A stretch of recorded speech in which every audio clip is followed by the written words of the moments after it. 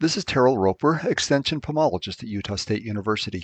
As the heat of summer gives way to the cooler temperatures of fall, apples are maturing and gardeners are wondering when is the best time to harvest apples. The earliest maturing apples, such as Lodi and Yellow Transparent, have already matured.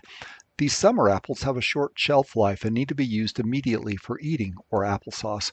They won't keep more than a few days in the refrigerator. Over the next month, fall apples such as Gala, Honeycrisp, and Jonathan will begin to mature. As the apples mature, you should notice three apparent changes. First, the green color will soften and eventually, fruit that are well exposed to light will begin to turn red. The change in color is a good indication of maturity. Apple coloring is hastened with cool overnight temperatures. The second change will be that the fruit will soften.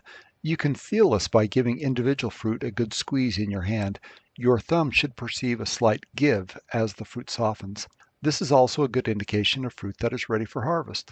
A third indication is that when you take a bite from an apple, the flesh is sweet and you detect no starchy taste. Starch changes into sugar as the fruit mature. The idea in watching these parameters is to get the fruit harvested before it is fully ripe. Once fruit begins to drop on the ground, all of the fruit is likely overripe. Fruit that is too ripe won't keep well and will continue to soften and then decay. Fruit that is mature and harvested before it is ready to drop from the tree will keep longer than fruit that is fully ripe.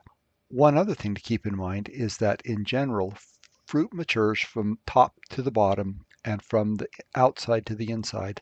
Thus, you can begin your harvest in the top of the tree and then move downwards over the course of a couple of days.